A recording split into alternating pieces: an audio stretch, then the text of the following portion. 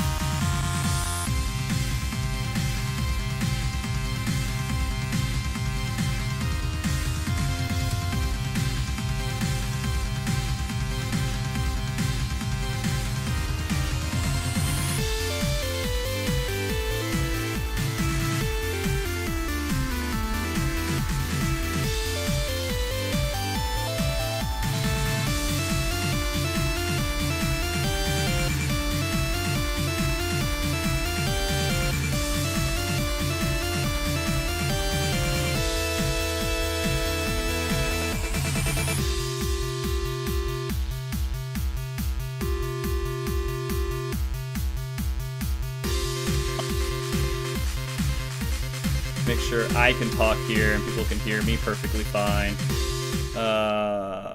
Again, this whole setup is very jerry-rigged, so I'm assuming they can hear me. It looks good on my end. So I am going to unmute the audio here, and you guys can talk.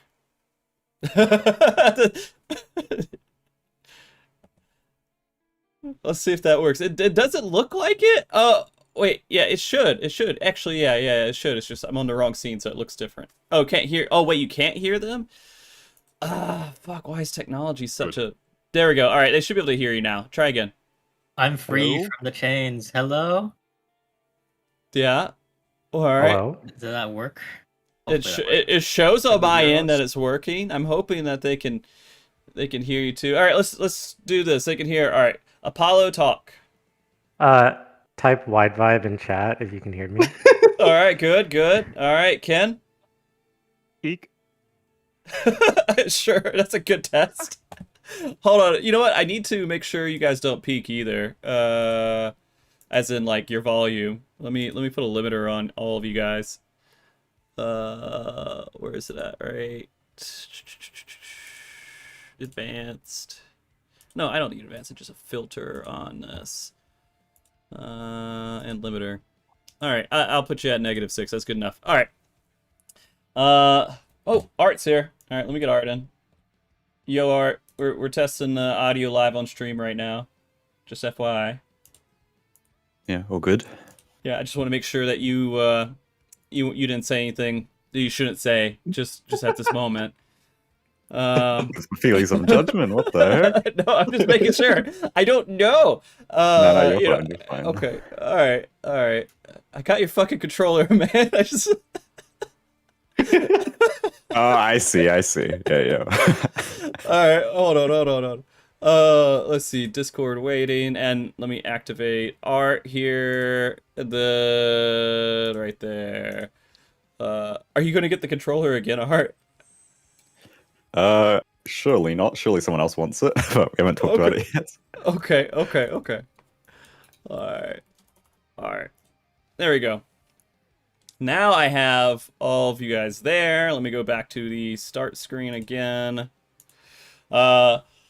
And chat, just tell me if anyone's really low. I'm going to have them all say something that is really, I don't know, just a sentence. It means nothing at all. Just don't worry about what the sentence is. Just they're saying it to test their voice. All right, Apollo, say Frosty is amazing.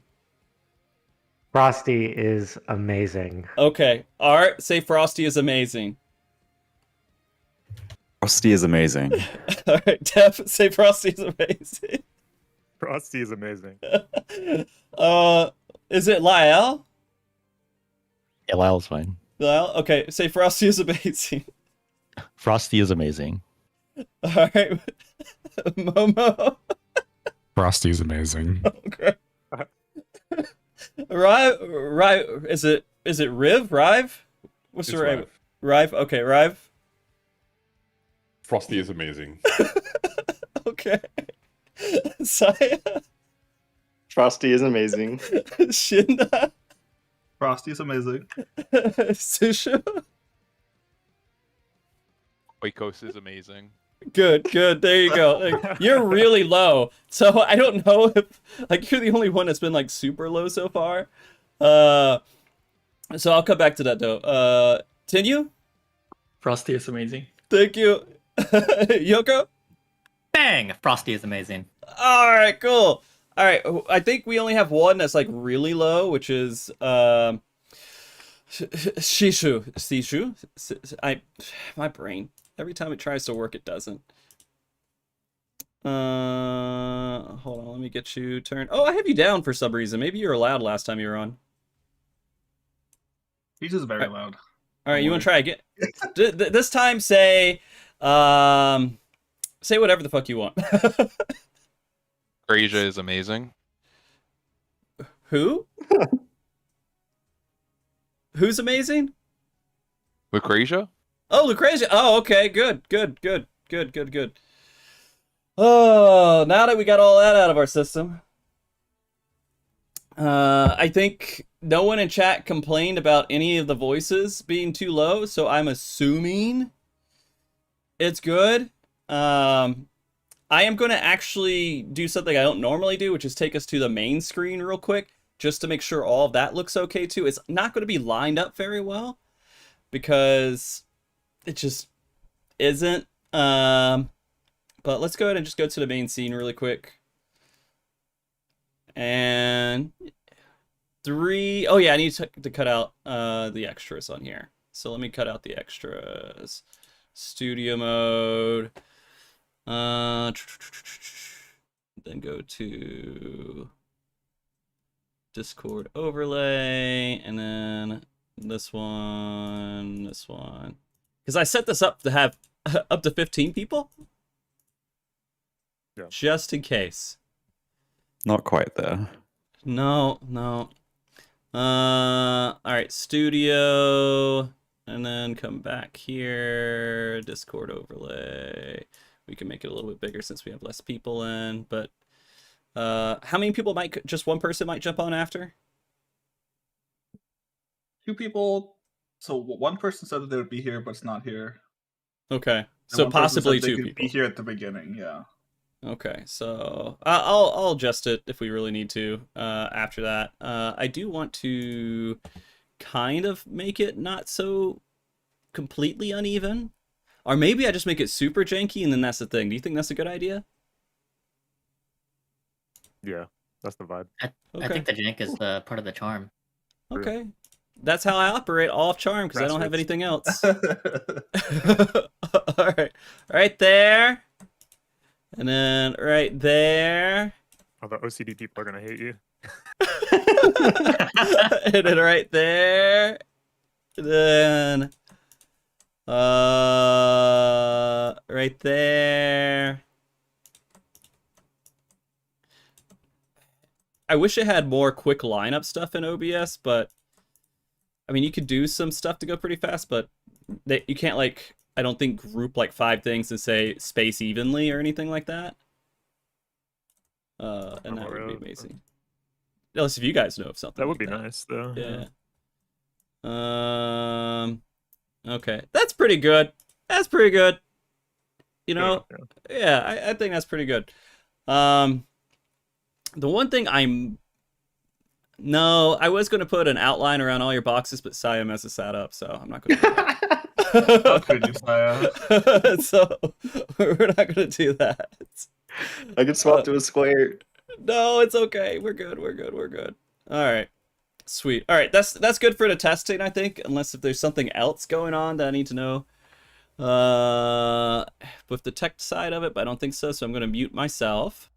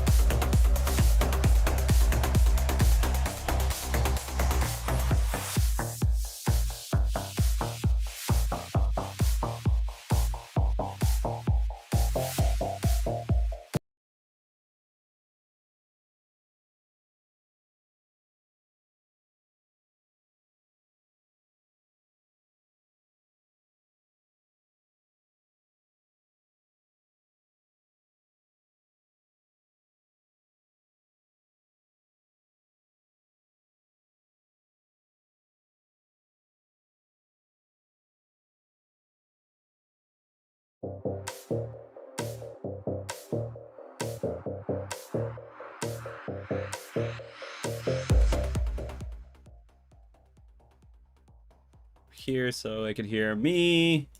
All right, Jisoo, can you talk real quick? Uh-oh. You might be muted, Jisoo. Jisoo ran our way. All right, that's fine. Distinct lack of bang. Saber? Bang. Saber. Hello. Okay, yeah, you got plenty of noise there. Jisoo is non-existent. But that's okay. We can fix it on the fly if we need to. Alright. Good. So let's go to unmute us again. And...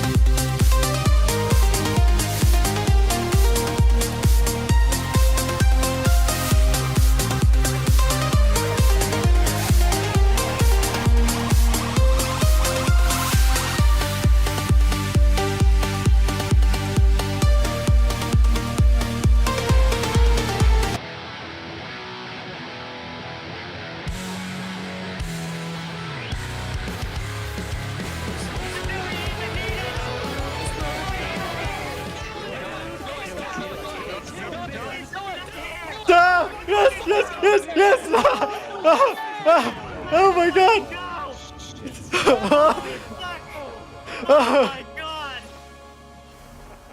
Oh my god!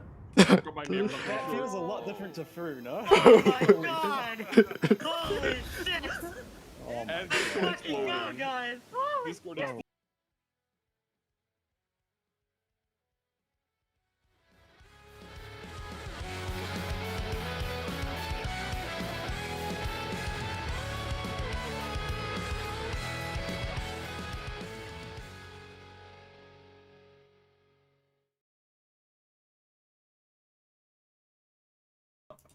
And then the other thing I have to do, hold on.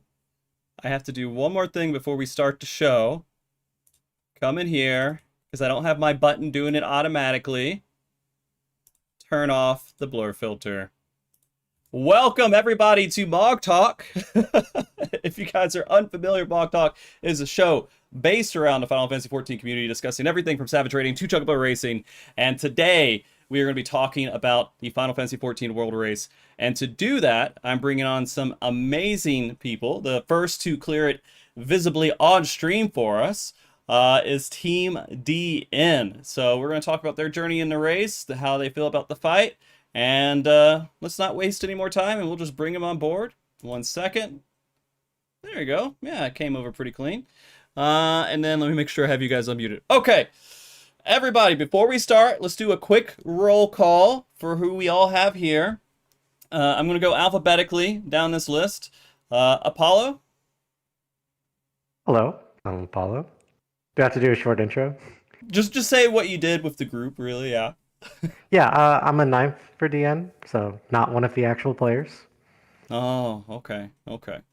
Supporting player. All right, got it. All right. Yeah, hey, I'm Art. I played melee for DN this tier. Okay. Def? Death Snail. I'm just a tank. Okay. Jisoo? I'm Jisoo, former Fizz Range and tank player for DN, now ninthing this Ultimates. Okay. Liao? I'm Lyle. Yeah, I was supporting the group again. I've been here for a few years now. Perfect. Momo? I'm Momo. I played Pure Healer for this ultimate. All right. Rive? Hi, I'm Rive. I allowed the Dark Knight, so I just tank. Okay, Saber. Hi, I'm Saber. I'm ninth for DN. I just did the timeline. Beautiful. All right, Saya? Hi, I'm Saya, and I'm a caster. All right, Shinda? I'm Shinda. I played melee. All right, Sishu? I'm Shizu, and I'm also a ninth. Okay, Tenyu? Hi, I'm Tenyu, and I'm the fifth range. All right, and last but not least, Yuko? Hi, I'm Yoko. I'm the shield healer for our team. I might need your advice soon. Okay, sure. I effed myself pretty hard. I believe. I didn't. Is it really that hard of a healer fight? I would definitely. I could talk about this for hours, by the way. But I do believe it is probably the hardest healer fight that the game has put out so far. It has the healing checks of DSR combined with the mid checks of top, so quite difficult. Okay. All right. I'm glad. All right, everybody watching today, do me a favor. This is the first time I've done this team layout setup. It's a little bit goofy, a little bit off. I threw it together for this episode and for the episode a little bit later today. So if anything is off, just tell me, like the sound or anything, and we'll get it fixed. But yeah, so first off, before we go too much further, congratulations to all of you. You did like absolutely amazing this tier, like blew it away. So round of applause. Chat. Thank you. You guys have been racing, I think, pretty much since I've started the World Race streams. Is that right? 6.0, yeah. 6.0? Yeah, and then I started it right at like 5.2.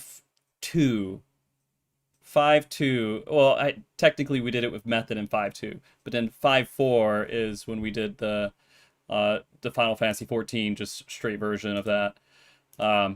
So you guys have been around for a while, and usually you guys are on top. But yeah, you guys were able to get the first kill on stream here. How does that feel? Do you guys feel fairly accomplished by doing that? Yeah, I'd say it was very exciting to get that, and felt like a big relief when it was all over. Yeah. It was for me too, by the way. Yeah. Were you expecting it to go on for an entire week? No. Our commentary scheduled. I scheduled out 6 days because I overplanned, but everyone else scheduled 4 days. At like for all the people who are going to come on for the event and everything else, and so once it got past that, and like I was going to go to a convention actually on Saturday and Friday. Completely threw that out the window. And it was it's okay. You know, honestly, how do you guys feel about 6-day ultimates? I think it's about Good to right be for an back. ultimate. Yeah. Yeah. I think it's what the majority That's about of where I people- want it to be. Yeah. Okay. So you, for a world race setting, for like the kind of prog you guys are doing, you think 6 days is like the sweet spot. If it goes longer than that, is that too long, I guess? I would say so, because if it goes too long, it starts getting to PTO and stuff like that, where it's like, it stops feeling like a race and just who can take off the most time. Yeah. I mean, that's absolutely what I feel like. If you go past 1 week, you're kind of screwed. But also going to Sunday sucks. Going into work Monday. Yeah. It feels real bad. That's rough. Yeah. So when we're talking about, well, I mean, day 6 and day 7, yeah, it was on day 6 technically, right? And then day 7 would have been Monday. Then it would have been 8 if it went on a Tuesday. Yeah. So okay. So I'm assuming if it was like a 3 or 4 day, you guys would have been disappointed. Yes. Yeah. Especially probably. 3 day, yeah. 4 day, 5 day would be good. 6 days, perfect. Okay. How do you feel about a 0.5 ultimate?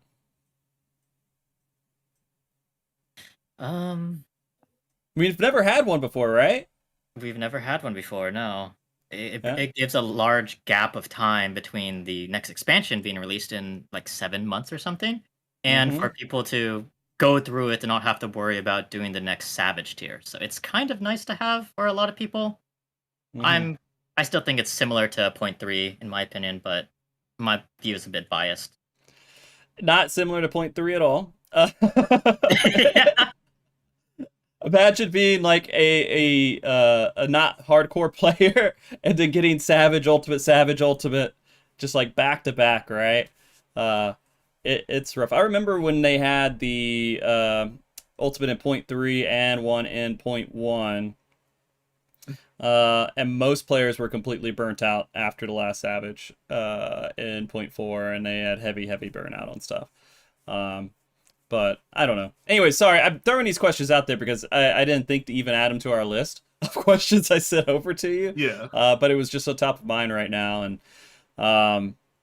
I do feel like the 0.5 Ultimate is better overall for the community to give them something to do, but we really have such a short amount of time until the expansion. Like, we're what, 6 months out? 7 months? Something like that, yeah. Yeah, 6 or 7 months out. Oh my God. Yo, I didn't even wait. That wasn't even my fault this time. It's all right. All good. It took us literally like less than 10 minutes to hit a 6-7 joke.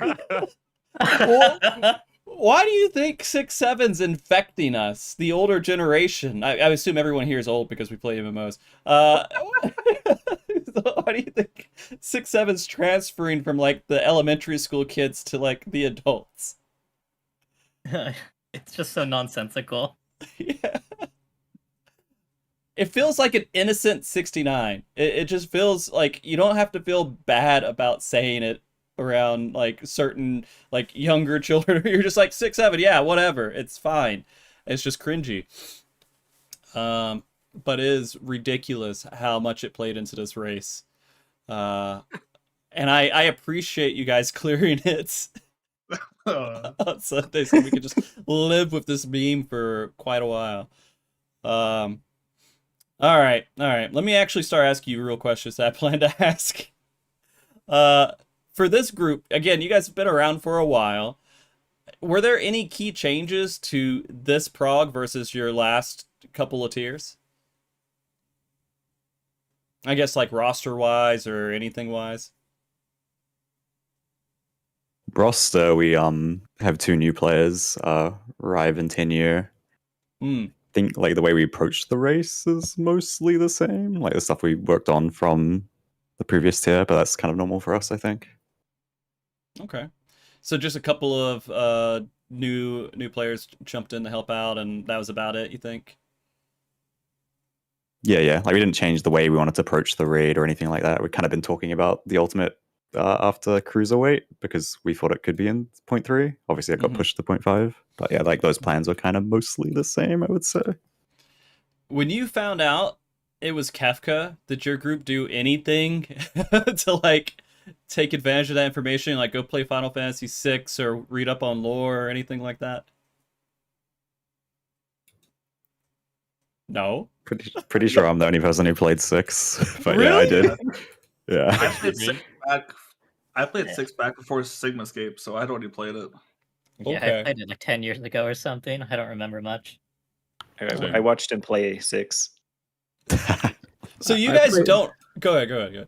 I played the mobile game, The City of Final Fantasy Opera Omnia. Does that count? Yeah. Kefka's in there, right? Yeah. You know, that exact same voice is the same one that's in the game. The same voice actor. But yeah, no,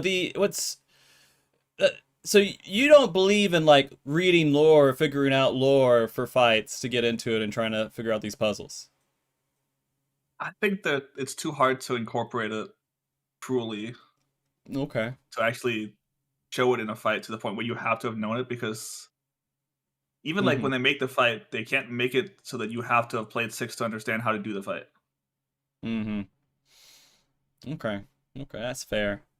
They were posting lore puzzles in the static discussion, though. I will not lie about that. We did have very out there theories. That is true. All right, can you tell me one? I think the biggest like meme one that we had was having to carry the Radiant Lance from Servant into the final phase to actually be able to kill him, and he would have been invulnerable to my otherwise. Okay. All right. I mean, it's not out of this, realm of possibilities. What they could do with Kefka. They did say it was going to be kind of a tricky fight. All right. And so I was ahead. like super disappointed that one of the Exa players didn't have question marks over it and didn't just spam dynamos all the way around. That was like a big letdown. That was like my only thing I had on my bingo sheet. Okay. I was waiting for the bug trying to be the final phase trends. Well, why did none of you guys jump in the hole at the start of phase 5? We're not taking the chance to just immediately die. I mean, has anyone even done it yet? Oh yeah, I think Banana Codex did it on their first pull there. Did they? I don't remember seeing that. It's just a hole. Is it like a death circle, or can you actually go under? We saw team walking through it, no problem. Yeah. Okay. All right. Thank you for like itching that scratch for me, or what? Scratching that itch. Wait a minute, I got my brains reversed. What, Kefka? Had the question mark on you. Yeah, I know. All right. So we have let's see, 13 people on this call. So you guys had 5 supporting members, is that right? Yes. Yes. Okay. A lot of people will like place like one person does this, one person does that. What were all the supporting roles that you guys had? Like, what was the job of everybody? Bang. Yeah. I guess is one of them. Yeah, you're kind of right that it is split up. So I in particular was working on sampling, so like viewing clips of other teams or our own clips to like mark down data points and figure out if there's any kind of patterns. I was also there to like advise on like rotations and DPS stuff. And then once you've kind of filled out those tasks, then you kind of start to spread out and do everything else. So I was also taking a lot of clips too. Okay. Is that about it? Other people did other stuff. I also did some callouts when I could. I wasn't very great at it. But yeah, I guess other people can chime in with the other things they did.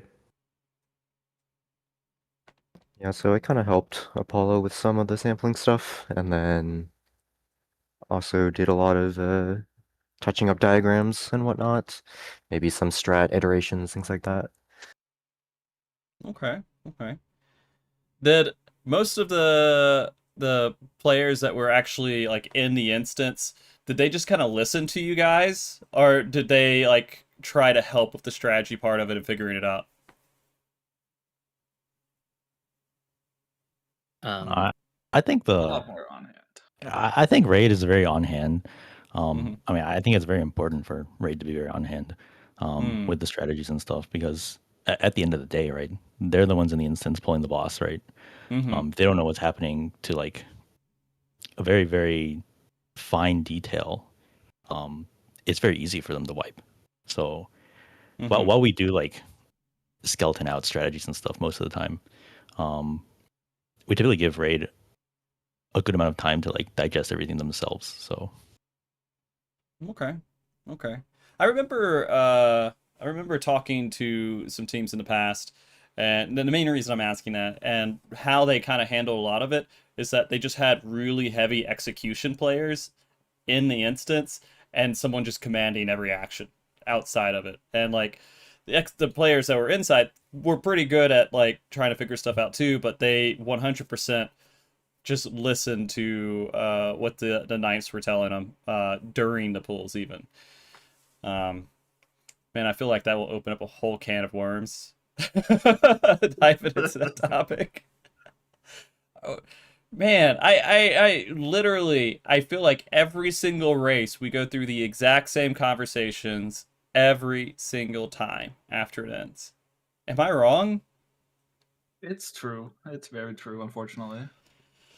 It's I don't know, maybe it's like seeing baggy jeans in style again, man. I don't things just keep coming back. I feel like I'm just in this circle. It's just spinning. Sorry, going off on a tangent here. All right. Let me ask you questions I actually told you guys I was going to ask. Who is the MVP for your group? I think it's really hard to name one person because, like, it's very much a team effort, and like we've all done a bunch of, like we all did different things that maybe we haven't done before that the team needed, and we just kind of filled in whatever we needed. Okay. But like, but it was Yoko. It's very important. I mean, the shield healer is kind of very important. Yes, that is true. Okay. Oh. All right. So, but no one like did anything, and you're like, holy fuck, that we literally couldn't have progged without them doing this one thing. I don't think there's any one thing. I'd go the other way. No, like I feel like everybody here did something great during the race, and I don't think we would have gotten here if they were missing. Okay. Yeah, like we always have people step up. If one person was having a rough day or something like that, someone else could step up and do whatever they were assigned to do. Like there was never a real thing where we end up having a hole where we just missed something. Okay. Now you said a rough day. It makes me want to ask another question. Were there moments in Prague or it was like kind of rough for some of you guys? Yeah. Okay. Yes. Okay. I can elaborate a bit on my end because I was the main culprit. Okay. On day 5, I had a very bad migraine to the point where I could barely think. Everyone kind of stepped up and helped me with individual responsibilities, so big shout out to everyone. I'm very grateful. And it just allowed me to play even while I was kind of sick. Nice. So that was wonderful. Yeah. Depending on the type of migraine you're getting to, like if I even feel like I might have a headache later, I just pop like some ibuprofen immediately. I can't even stand the thought of having a headache. It frustrates me. So okay. Was that the main thing though, for your rough days?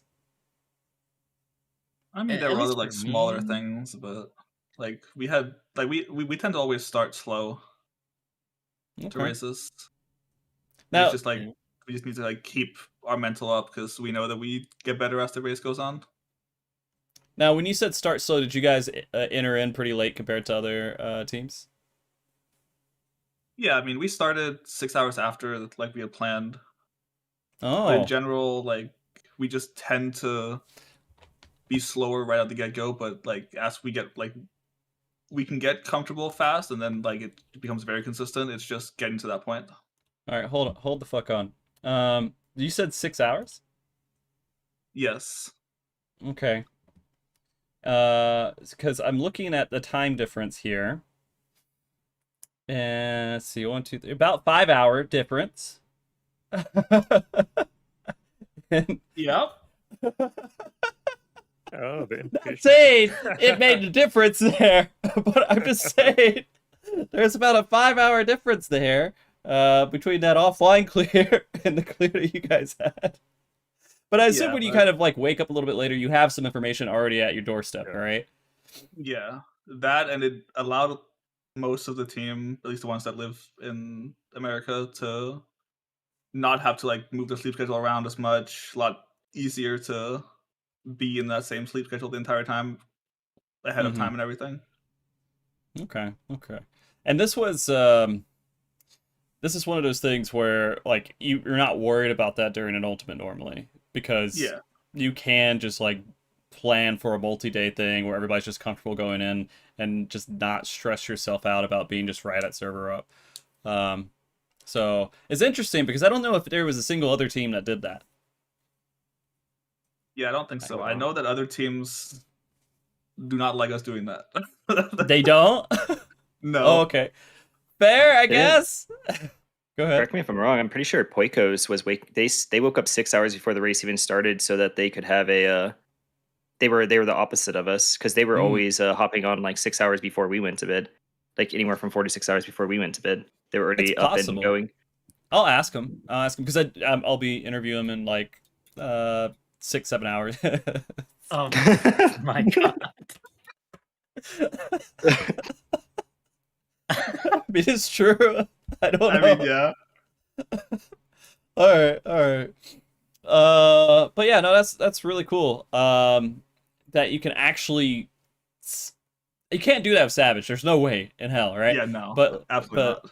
That's really cool. All right. Well, let's just talk about the fight for a bit here. Kefka, you already said it's the hardest fight to heal in the entire game. Do you guys have any other thoughts about it? What do you think about this as an ultimate? Do you feel like it lived up to the hype that you were hoping it would be? For me, yeah. Yeah, I'd say so. Yeah. Okay.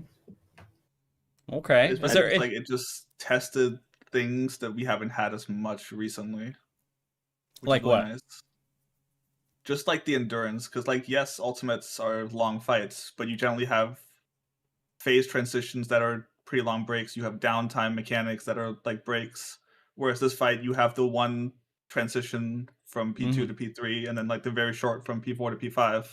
Otherwise, it's all full uptime, like just full on mechanics after mechanic. So you never really have that break that you're used to, which makes it really exhausting to go 16 hours a day. Yeah. You're making me feel better about my future journey here. But yeah, no, I think. Did you think that maybe they would make it a little bit longer than the 5th phase, or were you like 100% done no matter what as soon as the 5th phase is over? Yeah, I was pretty certain it was just the 5th phase. Yeah, same. Yeah, we're looking at the timeline and we're like, huh, we're already 15 minutes in. How much more could they possibly add? Yeah. The way the enrage sequence starts up is also very final. Yeah. Well, here's the thing. I was hoping is that it would be revealed there's another puzzle that hasn't been solved yet at the very end of the fight. That would be brutal. Oh my gosh. There's just some puzzle that no one figured out yet in the fight, and at the very end they're like, sorry, so you just got to go back. The fight's this long, but you just got to go back and do it the right way. I don't know. It was interesting to see that they let that kind of trick happen right at the end of phase 2 and just never went back to it, because there's never really another fake out that happened in that fight. But I guess if they're going to do it somewhere, you might as well do it after the end of phase 2, right? Yeah. Okay. I felt like it made sense from a design perspective because it allows people to get to Forsaken, and I think like the designers knew that that would be the hardest mechanic for a bunch of groups. So getting people to that mechanic faster so that they can practice it seemed like, I think the puzzle was intended to help us in a way. I guess so, yeah. So kind of just force you to go in there and constantly get there, and you're like, okay, well, when did you figure out the puzzle, by the way? Like, at what point were you like, okay, we know exactly what we need to do? Ninth question, we like deliberately just let other teams solve it. Okay, fair. Yeah, I mean, it was solved by other teams, but I think we had the exact same ideas internally because it was pretty clear, like every single part of it, there was like a big red herring. Like the first one, obviously getting hit by the debuffs was like that was a clear thing where you could just ignore that, and that doesn't make sense in Final Fantasy. You shouldn't be able to ignore things. And then the second mechanic, we noticed multiple times people walk through the puddles, walk out, and they disappear. And that was like, wait, that should have killed you. Why didn't that kill you? And that was our second one. And then the third one is like the arrows that you could stack them and they disappear. It's like that's totally not okay. So I think all of them like were very clearly intentionally off. Because you know what's interesting, like I think Poikos is the only one who like forced that out, and I think when that happened, no one else tried to clear P2 until they kind of figured out the puzzle, from what I could tell. Because well, maybe I'm wrong, but I didn't see a lot of people go and get the fake chest at the end. Everybody was just kind of working on the mechanics that were left undone so far. Is that I want to say we got the fake ending, actually. We did, like, yeah. we were just practicing Forsaken while people were solving it, and we just got it naturally. Oh, okay. Do you feel like Forsaken ranks up there with like Looper and things like that? It's a lot better than Looper. Okay. Yeah. Okay. Yeah, I think it's a good mechanic. I think it's one of the harder mechanics, just because of like the uptime and the fact that it's relatively fast and quite precise, especially since there's no good markings on the arena really. Yeah.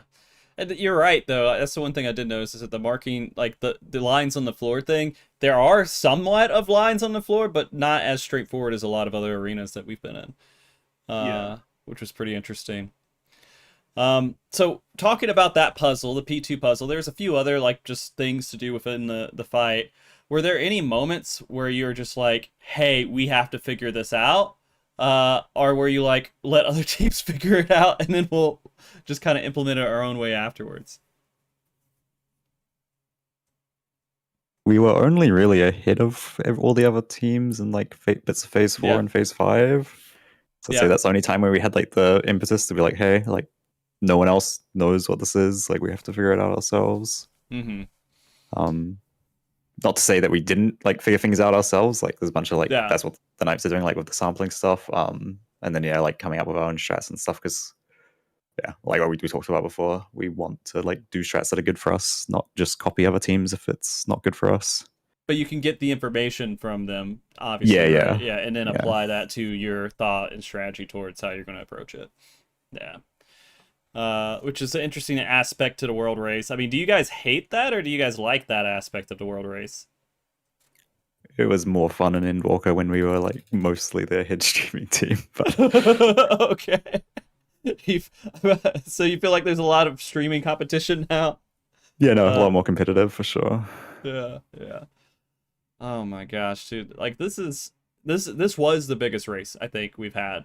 Outside of maybe Dragon Song Reprise, which I didn't do a full 24/7 event for. That's because I had my daughter who was born like a month before that, so I didn't do that event. But we did do something for some coverage for 1 week. But yeah, this was the biggest event Mog Talk's ever done, and it feels like, if not the biggest. Well, I don't know. Top's up there too, because Top took just a little over 6 days, right? Yeah. So Top, Fru, and Kefka are all about like in that same range for how long the fight took and how difficult it was. I mean, you could put UCOB in there if you really want to, but that was because it was the first. No one knew what an ultimate was, and so I think everybody approached it differently. So I would say that would be in the big three. Would you guys say Kefka is the hardest ultimate? We already talked about the healing part, but just in general as a fight, is it the hardest ultimate out there? I think we all have different opinions on this. Yeah, different opinions. Yeah. I think it all depends on what kind of a player you are. Okay. The better you are at studying and like mentally understanding mechanics, the harder this one becomes for people compared to like Top especially because top is mostly just P5 has a lot of moving parts you have to do correctly. Whereas this one's just relatively simple mechanics, but just very execution heavy. Okay. Yeah. As I get older, go ahead. The role that you play definitely can make a difference in like the difficulty of each ultimate. So, like this one for healer, for example, is I would say is probably the most difficult. Even though I haven't healed it, but like just the mitigation requirements and the healing requirements are way higher than any other one. Yeah. And I'm guessing you guys feel like it forces you to actually use your GCD heals. Oh yeah. I think me and Momo had something like combined of like 100 GCD heals in P3 alone or something like that. Oh, do you like that? I mean, it's nice because it's different than the usual of like optimizing for having the least amount of GCD heals and just healing everything through OGCDs. So it forces healers to be more engaged in that aspect. And things are a bit more reactive in terms of your damage profile instead of just being flat or, you know, timelined out. Right. So I like it personally. I don't know how the community will react, but I personally like it. Well, the community will be fine. They'll get through any fight. They'll find means. The piety set was very important for the healers. Was it? Handle. Oh, true. Yes. Both me and Momo used 1k piety instead of our usual 600. And I think that's a big thing that really helped us in P3, P4, and P5. Okay. Well, crap. I guess I gotta start working on that, huh? No, I haven't even cleared this Savage tier yet. Yes, I'm behind. So I definitely don't have the best gear for doing this ultimate, and that we're not going to see gear changes until the expansion hits, right?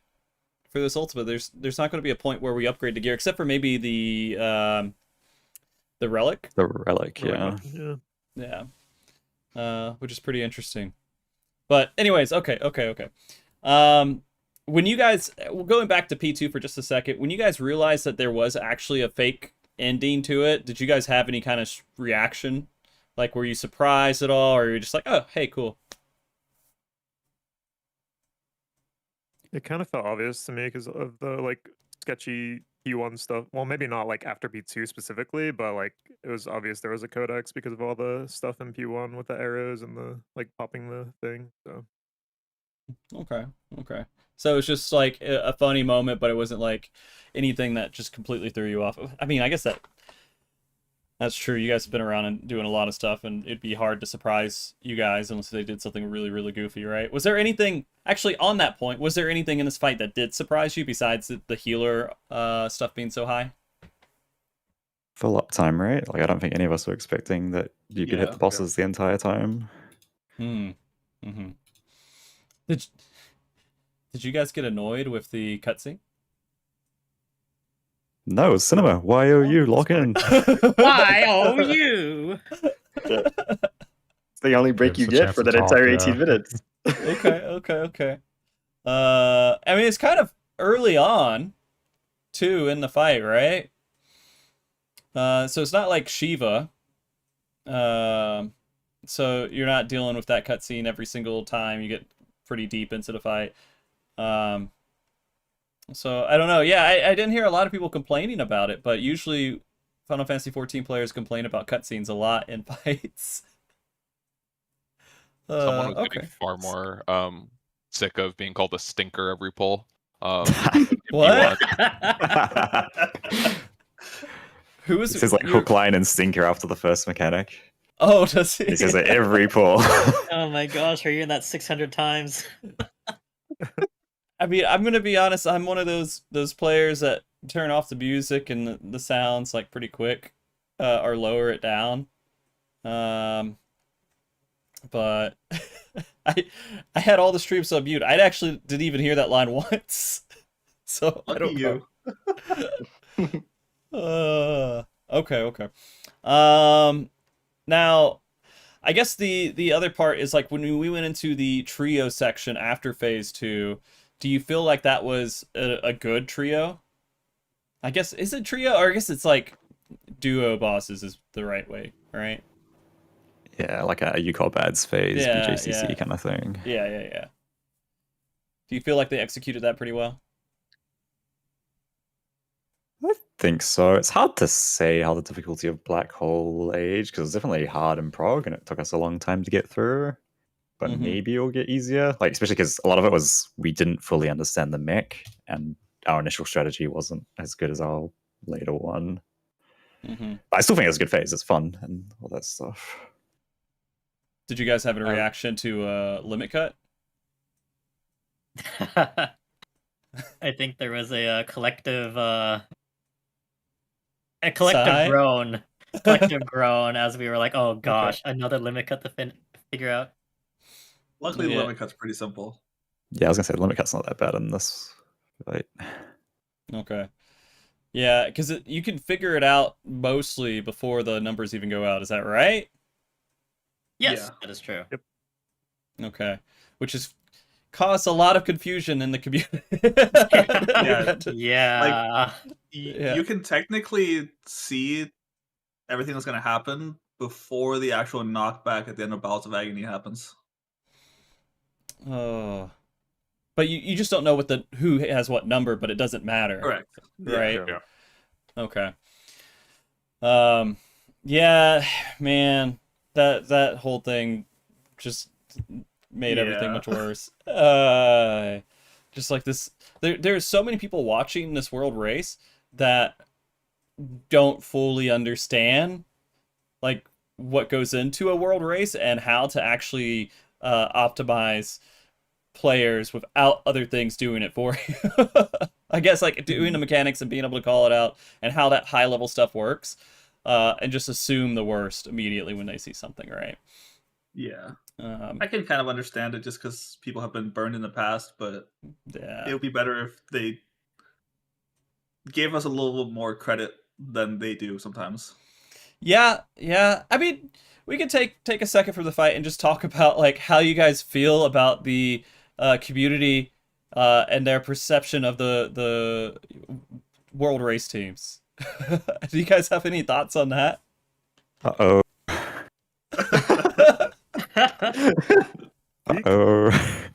My perception is that they are very supportive because all my friends have been super supportive. Yes. Okay. Okay,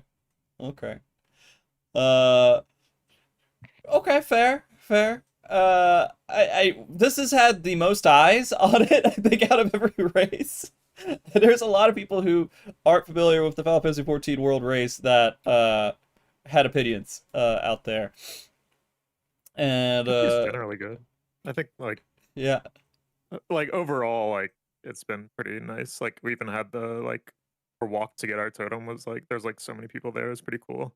So like I think the community in general is nice, but obviously there's always it is better. People.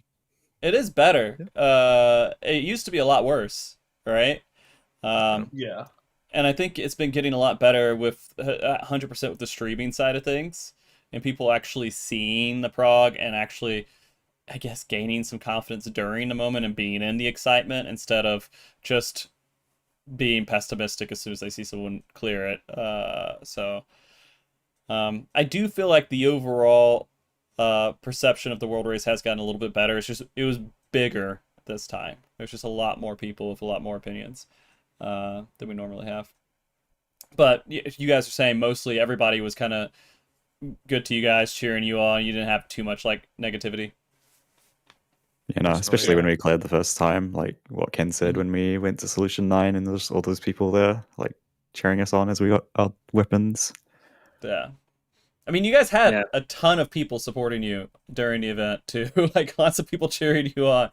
It was really awesome. You and Poikos, I guess like almost all of the teams, like anyone who was showing us like the front of the race, there were people cheering them on. It didn't feel like anyone was like wanting someone to lose. They were all just wanting someone to win until we had the offline clear, right? Everyone was like cheering on and just excited to see somebody win.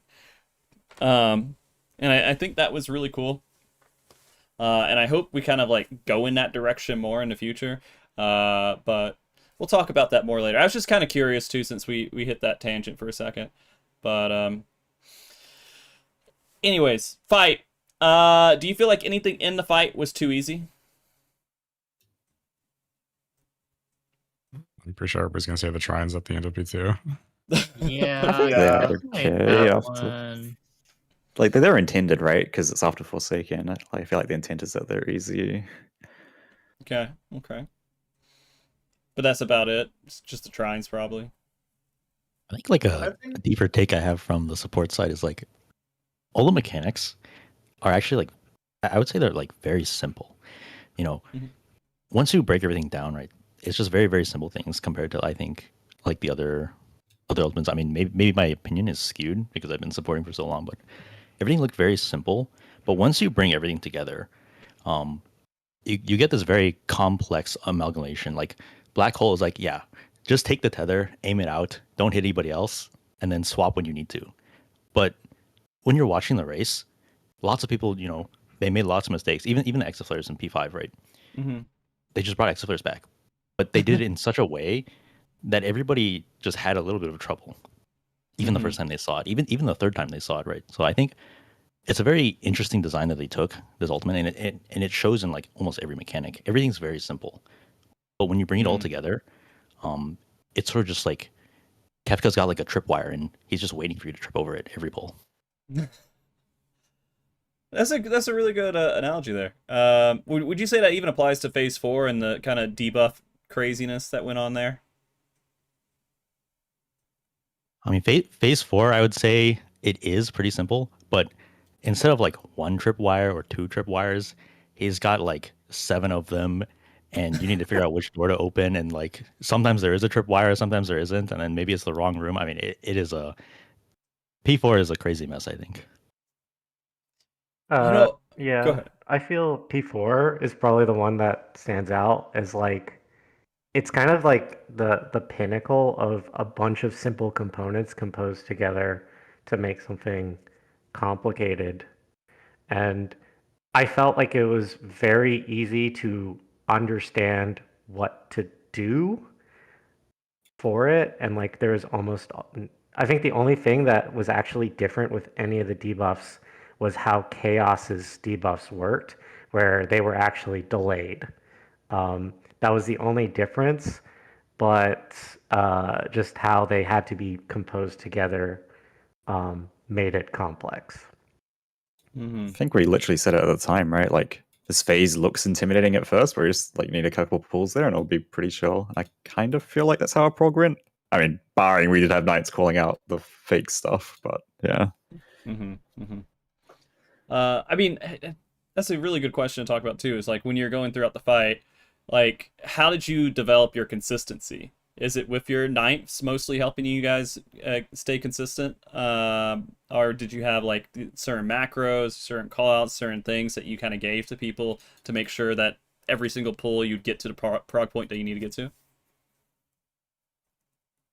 Macros, callouts, I'd say strat iteration is the biggest one. Like just finding good strats and like being willing to change them so that we could be consistent on a strat. Okay.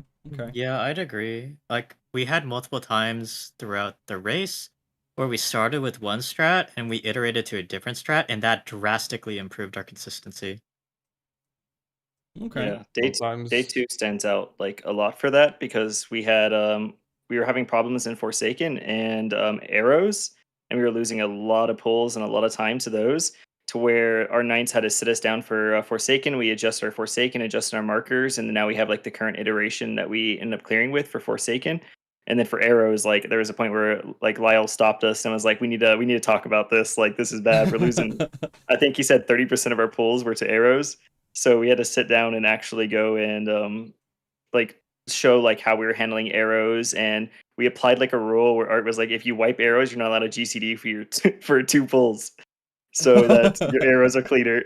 And then our consistency, like after those sit downs from our knights, went way up. And that was just something that like held throughout the entire thing. Was we constantly had like Lyle stepping up and being like they reanalyzing mechanics and being like, no, you need to let's change this so it's easier for us. Another thing that helped in building consistency was that we also frequently, when we got the new stuff, some of the nines would do call outs, but eventually, for the stuff before P4 anyway, eventually somebody in the group would take over the calls. Like Forsaken early on would be called by a nine, and then we would call it. And then same thing with the Kefka, the limit cut, some nines would call it out, and eventually somebody else would take over. As we were building our consistency there. So there was a smaller load initially, and then we could take whatever we could take. Yeah, I was going to mention that is by the final iteration of like what we had as our plan, ninths were not even calling anything out until Black Hole. That's also where the bang comes in, because that was our roll call. We were required to bang and chat before Black Hole. Always needed 2 bangs before Black Hole. Yeah, both of us being present. I have a chronic issue of like missing calls. I think I was calling Forsaken at one point. I think after the third poll, I was distracted and I forgot. I don't think they wiped because I forgot to do the calls. But I think after that point, I was like, oh, they're fine. I can probably just lay off a little. I was a very notoriously bad limit cut caller, and then Sheena stepped in and took the reins. I think that's actually something that I didn't expect from this team coming in, is actually how much of an importance they put on calling stuff out and being independent, because then it really opened up the whole ninthing team to like focus on so many other tasks. And it made us like put our efforts really in the right places. Okay. So I mean that's how many of the on your team have been raiding for like a long time in the world race, and how many are like brand new to like the world race scene completely? I know there's a couple of new members you have in a team, but how many are just new to the world race scene completely? I feel like there's a massive gradient, because I feel like me and Ken came from like 6.0, right? And we feel like babies, but that's not a baby anymore, is it? I mean, to me, feel like babies, but skill-wise, no. It's just, yeah. Good. Tinio and Rive can speak to their histories, I think, probably. I've been kind of like trying to war prog, but like this is the first time I actually did like hardcore, like 15-minute breaks, strict sleep timing, and then there's like actual world racing ultimate. So it feels really different, and as things needs to be adjusted. But I think it turned out really well. I enjoyed playing with everyone. It's a really good experience. Awesome.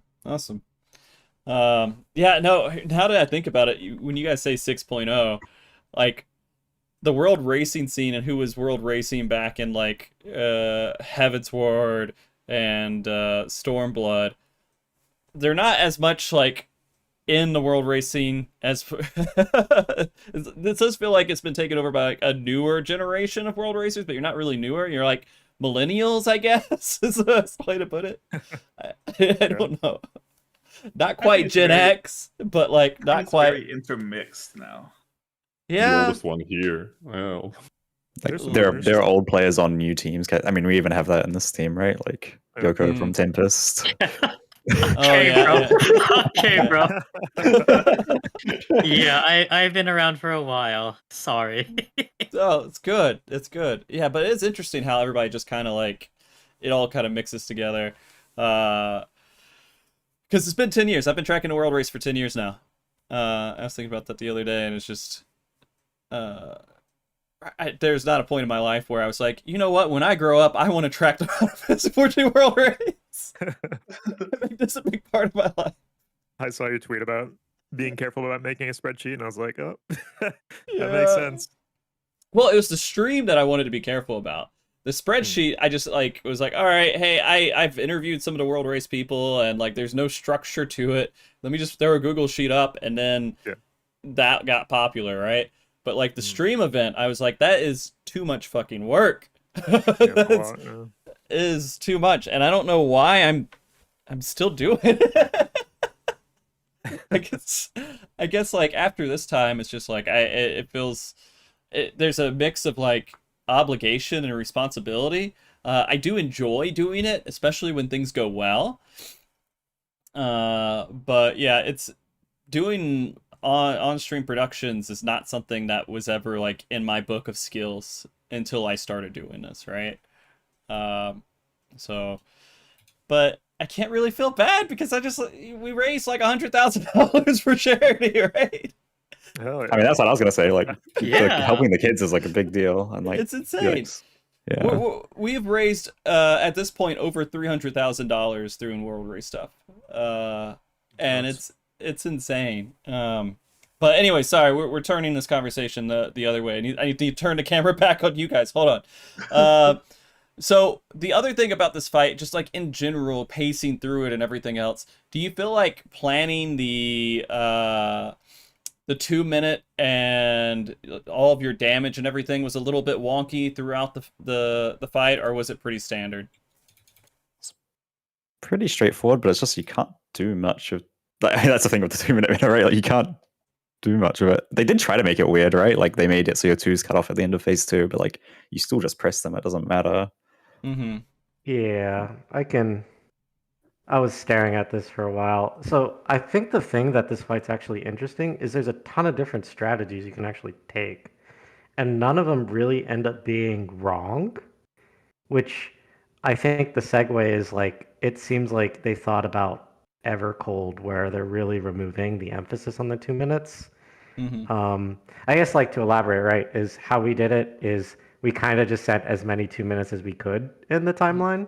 And especially around P4, there was a fear when I checked the damage numbers and like the HP bar of like, what if it's a 20% check? Then we actually have to kind of cook a little bit.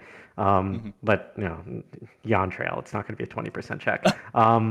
But okay, we've like practiced every single tactic of like how to carry over and move damage, and our comp had all the abilities to do that. So by the time we actually knew when Enrage was, realistically, a lot of the actual decisions we made didn't seriously matter. I do know other teams, like, you could see a variety of different strategies applied by all the top teams, and none of them are necessarily wrong. They just depend on the particular jobs they had or what information they had available to them when they made the decision, and also their tolerance or care to actually change it, because again, a lot of it didn't really strictly matter that much. Okay. Same thing with limit breaks, you think? Oh, limit breaks is a bit of decision making. Like I think Poikos was LBing the towers at the end of Forsaken when they killed it, right? Right. And then I mean PF is LBing the Falzvac in as well. Have you guys experienced a lot of Party Finder for this fight so far? Now that you cleared it? Yeah? Yeah, I've done a lot. How do you feel about Party Finder currently and how they're dealing with this fight? As expected. Okay. I don't mind it. Okay. It's funny that my experience so far is trying to even do Black Hole Prog in PF has been the hardest thing, even though we're tank LB choosing all BOA, is that they just can't do headwind tailwind. It has been, I've never gotten past limit cut because of people just dying to headwind tailwind. Probably good that they're LB choosing then, no, because if you had to do it at a different timing, it'd be cooked. I feel like you'd have practice and actually be good at it, because if you actually did the mechanic normally, since they don't do it, and like it's the big problem is the melee is kind of just AFK there for 40 seconds, because I've done melee now, and you just sit there for 40 seconds doing nothing, and then you forget that you have to resolve a head tail, and you just go flying off the map 40 ohms. How do you guys feel about the limit break cheese, by the way? Ooh. I don't mind it. Okay. All right. I don't mind it because they have to compensate with better DPS. So the DPS is definitely a lot harder now because they don't have that like free 2 melee OB3s. They could potentially have just to like passport check themselves. I would agree with that if it was tighter. Yeah. Oh, it's a lot harder now without the melee OB3. Yeah, it's a lot harder now. But the thing is with this LB3 cheese, they're keeping the boss X-Death right in the middle, so you can actually cleave the entire cleave window. You never lose any cleave for that entire burst. So you're like overcompensating now for like that missing out on the tank LB3. because I was noticing that with Red Mage, I was just naturally cleaving everything on X Death and Chaos because of the strat. I wonder if PF is going to figure out how to run 7-minute, 9-minute, 11-minute buffs into that phase, because that is actually what I saw another group doing, and that does pan out being better, where that group was able to push both bosses to 0.1% and like completely phase lock themselves. Like you could not physically make the bosses die faster due to how the fight worked if you did that timing. So like there's no shot you fail the DPS check with that, and it doesn't technically cost you anything because you still get your 2-minute in P4 and you get your 2 minutes in P5. You just have to be able to do P2 with only 1 minute at the end. But I don't think PF is going to figure out how to do a buff timing like that. Okay. But for me, my group, you would recommend that. Because I will have lower DPS, right? And so, all right. The P2 and Rage must be reasonable when you do that then, no? Especially if you aren't LBing. I think that group was sending LB2 and P2 to make sure they got it, but it's still clearable. But then I think that adds the issue of like, okay, well, you don't have your tank LB3, so unless you pull up some of the magic, get all these LBs, probably not worth it. Okay. Do you guys like having to think about the LB stuff and how that applies to the fight in general, instead of just saying, oh, well, at the end you have to use your tank LB, or, well, at this part you got to do your healer LB, or whatever else, every single time? We didn't know about the Bells of Agony LB3 strat when we killed, I don't think, or at least the raid didn't. So, like, we didn't have that decision making to make. We just, yeah. Fair. I think it's mostly the timing of when we were going to send LBs. Like, we sent LB3, melee LB3 at the end of P3. We started off with that. But then we realized if we send it first thing on P3, we would get an entire LB3 back at the end of P3, which we can then use for either P3 or P4, depending on what we want to do. Okay. If you were more speaking to like having a mandatory LB like in DSR or something, but I think it's more interesting if you can just move it around wherever you want, honestly, personally. Yeah. Like it's kind of just, it goes wherever you think might be most optimal in your group that would work with your group. Yeah.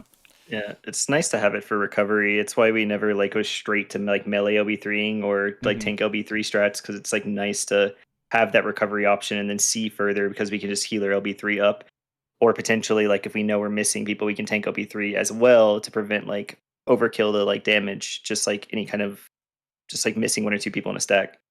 So it's just nice to have that option, and that's like something that like goes into Party Finder. Just not having that option has like been super rough, because it's like you have 1 mistake, 2 mistakes, you just can't even healer LB3 the whole party up and at least still get a repetition on Black Hole. It's just dead on arrival. Okay. Was there anything you guys expected to see in this fight that you didn't see, like theming wise?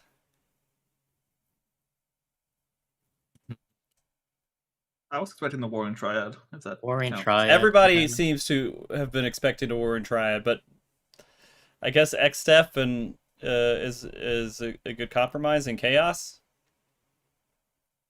Yeah.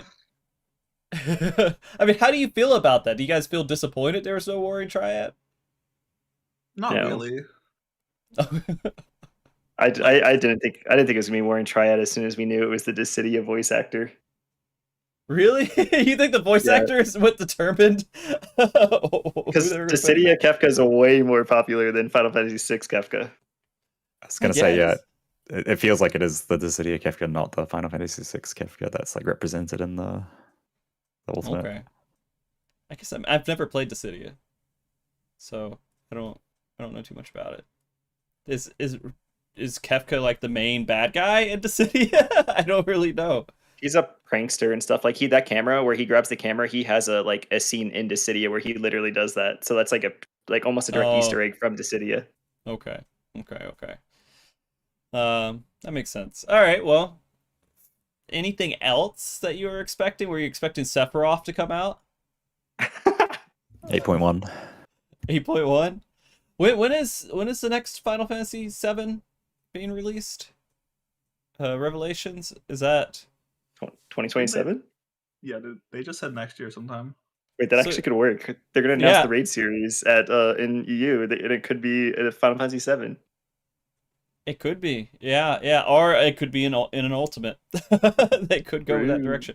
I mean, this is kind of interesting with Kefka, right? Because it goes a little bit out of what they were normally doing, which is here's the story arc of an expansion. We put it in here, and here's the I guess the trials. Here's the main story quest. Here's the trials. Here's the main story quest. And now they decided to go. They just dive really hard into Kefka instead, which we haven't seen them do. So it means anything is literally possible. They could literally just make Sephiroth an ultimate boss in Final Fantasy XIV, and that could be their introduction. Maybe that's where he feels like he doesn't feel like he should be a savage boss. He should probably be an ultimate or something like that, right? Yeah. Okay. It's really hard. Still reusing assets is the only thing, which I mean is good, fine, but yeah, Sephiroth would have entirely new assets, a bit harder. I mean, it'd still have the skeleton frame of like the Omega M&F stuff, right? You wouldn't really change Liquid. Living Liquid. You think so? He's everywhere. He is. Yeah, they wouldn't have to do too much to bring that guy in. What'd you guys think about the ending model of Kefka? Did you feel like it was a little underwhelming, or were you good with it? I think it was very fitting, actually. Like, you have the god Kefka model, and he's like, kind of like a god, right? Mm-hmm. He's a little bit, very, very different from his normal Kefka model of just being like a clown or a jester. But the ending Kefka model, he still very much resembles his clown self. He just looks a bit more like regal and has a few more like added flares to him. I think it's very much representative of Kefka as a character rather than just like Kefka as a god or a final boss. Okay. I think that makes sense to me. I had a few chats with my casual friends about it when we brought it up, and I think the conclusion we came to was that it sort of resembled, or like it was sort of like what Kefka would be if he could actually tap into like the Magicite at the end of like during like FF6. So I think it's been a really long time since I played that game, but I think he was like unable to like tap into the powers of the Espers or the Magicite. I mean, people can correct me if I'm wrong, but it felt like that was what the theme was going on with P5. Okay. Outside of that, by the way, I have a lot of race questions, and I'm trying not to like overwhelm you with too much. And do like a 5-hour show, which I could probably do, but I'm not going to do it. So if I'm racing through questions, that's kind of why too, is I'm just trying to make sure I don't like keep you guys idle on one question. But is there anything else about this fight in particular that you guys really wanted to talk about that was a big thing for you guys to talk about afterwards, and is still kind of a continuing topic for you?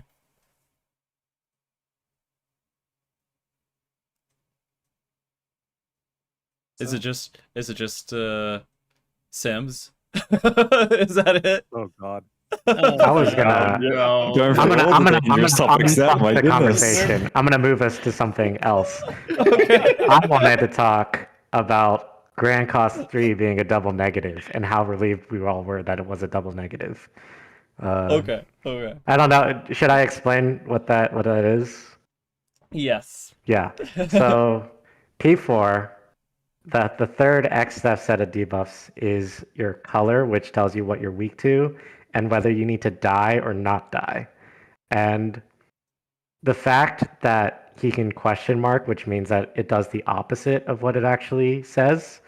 What we were very worried about is that the question mark would only apply to one of the two debuffs, which means you have to actually look at it. But in practice, it applies to both, and they end up double negative. They cancel out. Right. And it ends up being that you just don't ever look at it. I was like mortified about the possibility that players would have to read the question mark, read their debuffs, then flip it in their head if it's a question mark, and then flip the boss in their head if it has a question mark on the actual beams. But we were spared that. I kind of am curious why they did that, because I felt like it shouldn't even have a question mark. But I guess that was something that I thought was like kind of interesting, or I felt like I was missing something. Okay. Yeah, man, when you get to like these like heavy level mechanics where you just like there's so many things to keep track of, I get concerned. I love it as a fight. I think it's great, but when they start doing it, people start building stuff to get rid of all the thought in the fight, right? And so like the player base is going to completely I'm afraid of what this fight's going to look like optimized in using other different tools and stuff that people are going to use to kind of just bypass all these mechanics. I guess it doesn't matter to me because I don't give a crap what people do with their fights and everything else, but I feel like this is one that people are going to use a lot on. Unless if I'm alone and thinking that and you guys think, it doesn't matter. Shut up, Frosty. Don't talk about Sims anymore. So anyway, I got a bunch of Shungay, a bunch of proxy on La Casa. I feel like it's a topic, you know, a lot of people play Roblox now. Just... You really want this conversation? I guess I don't. I mean, it's one of those things, like it's like you have to go into like there's no way to stop it. Literally, there's no way to stop it. And it's not anything that is like drastically against terms of service in a way outside of licensing and legal stuff, right? It's such a like big topic for people who are trying to tackle ultimates. It's huge. I mean, the real answer is it's way too complicated of a topic to like have between 14, 15 people. Fair, yeah. I don't know. It's I've settled on there's nothing to do about it and just not really think too much into it and just do my own thing. But we'll see how it goes. We will jump into it because it'll become the entire show, I assume. If we do. Okay, so talking about the race and not the fight in particular, what was your mentality going into this about how are we going to succeed? What is the key thing that we need to do to succeed as a team tackling this ultimate? Was there anything that was like your motto or something that you guys made sure you did?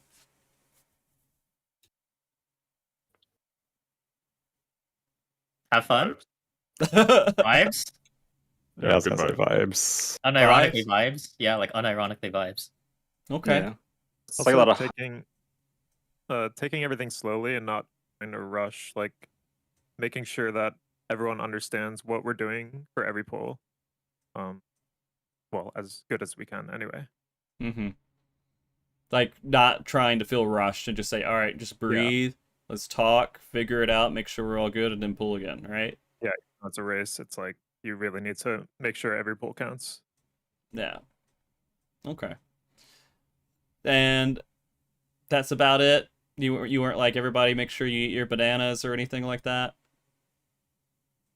Yeah, I mean we had our hard-coded 15-minute breaks, and we pretty much stuck to 16 hours of playing and 8 hours of sleeping, pretty much throughout the entire race. So we kept on schedule. Did you guys actually sleep 8 hours?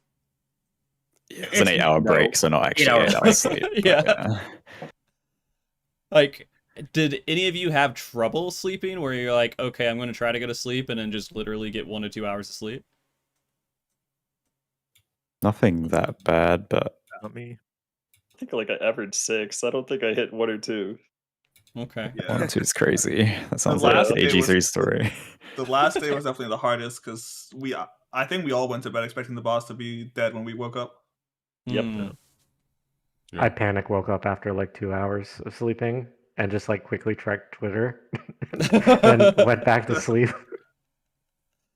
Ninths generally got less sleep anyways because we stayed up with the team until the session was done, and then we'd wake up an hour or two before to prep before the team woke up. Oh yeah, that's rough.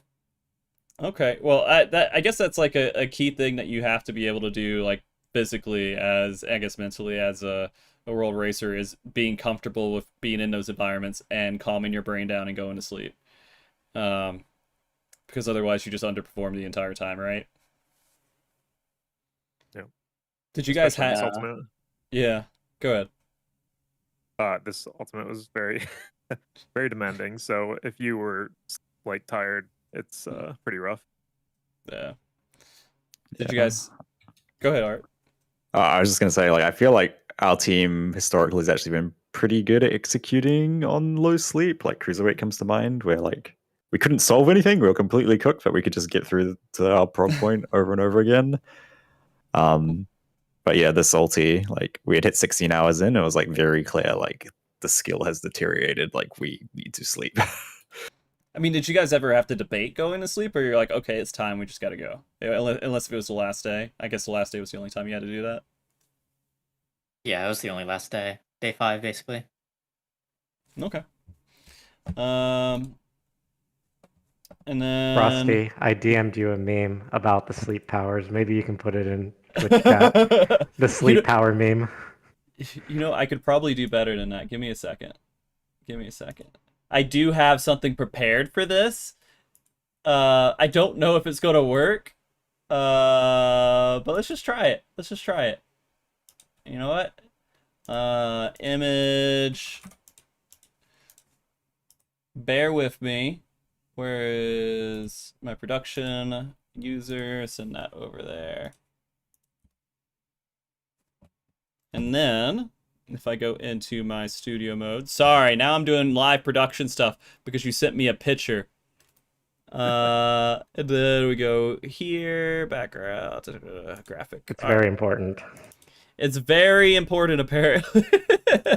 All right, and then graphic, right here, and then we're gonna look at the skill update. I guess Square Enix might be putting this in. Hold on, let me see. Downloads. And I think I almost got it right there. It's gonna look a little wonk, but F it, we got it. Do this here.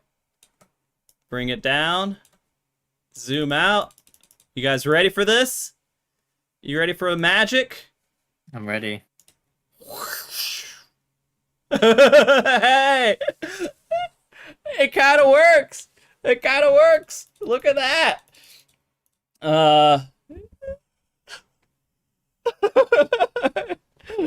I have it built into the show now. Parts and little things I got going on. But yeah, no. The new action, go to fuck to sleep. That's pretty good. Put static to sleep, allowing them to rest. While asleep, target remains consistent or regains consistency with mechanics. Magically learns how to do mechs when they couldn't do before. Duration 8 hours. Can be canceled by target for reduced effect. Okay. Grants first pull magic. Grants coherent thoughts. You know what's funny about this is that I know at least one time. I feel like there's been more times where people will wipe all the way the night before, but as soon as they wake up, they pull and clear, like in the first couple of pulls the next morning. That happened one race, right? Yeah. This race?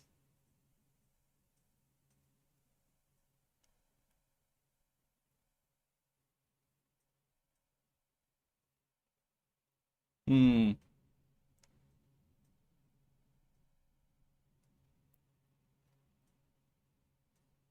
Oh yeah? Okay. Oh man. It all bleeds together now. Oh, Dian is muted. Damn it! I had it. It was so good. I built this thing, and I was like, it's gonna work. But now you guys aren't muted anymore. I just didn't add the audio to the scene. I'm not talking to myself, I swear to God. I haven't gone past. Look, I'm testing stuff out. We're trying to do a cool new change to Mog Talk and make it more interactive and everything.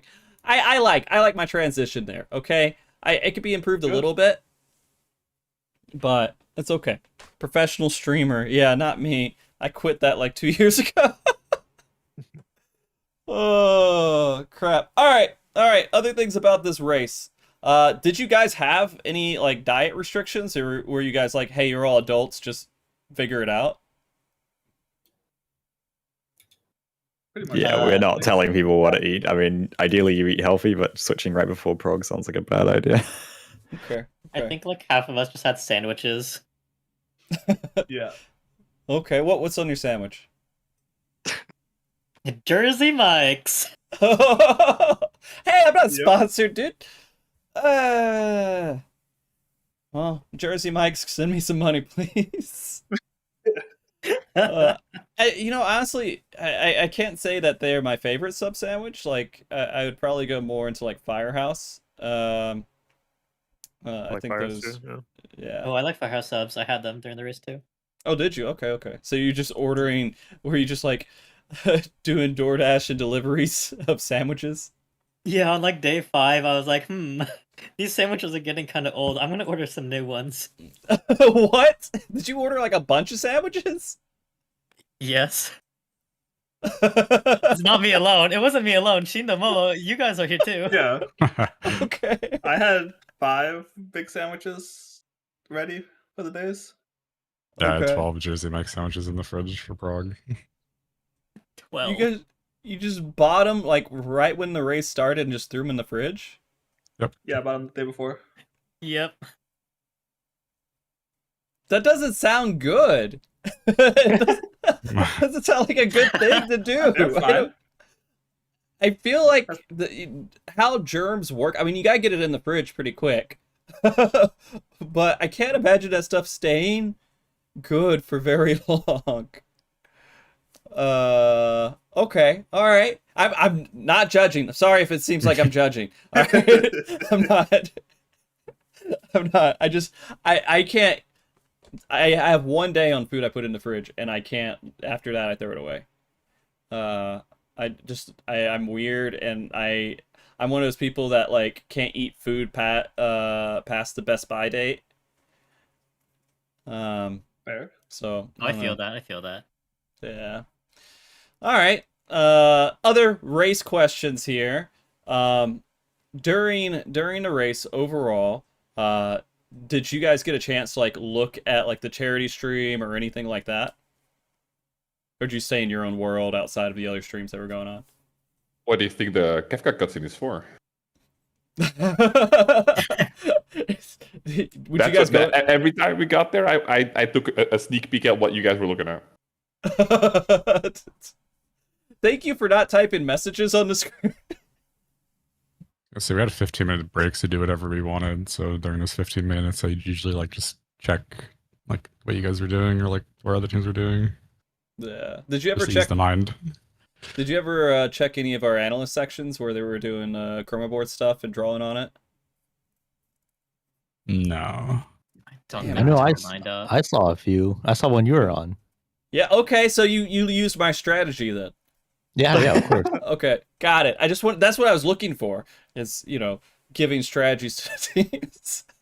We should name a strat Frosty Strat, and then everyone's gonna hate you for that instead. I mean, they're gonna all blow up on you now for that now. Yeah, if luckily I never do a forefront of Prague enough for that to ever happen. I'll tell you what, the next incentive for the world race, if we raise $100,000 for Savage on a Savage world race, I will world Prague the next race after that.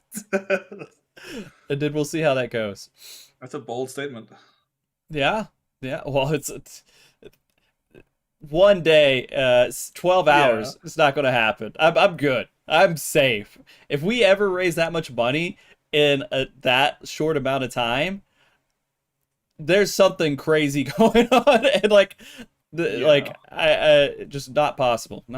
Anyways, but yeah, no, I can't stay at the forefront of stuff because I to be honest with you, I'm gonna do my best next race to like get everything planned and just stand back and do nothing with the event at all, the entire event. I'm just gonna let everyone else run it and just watch other people do the event, and then I'll sleep.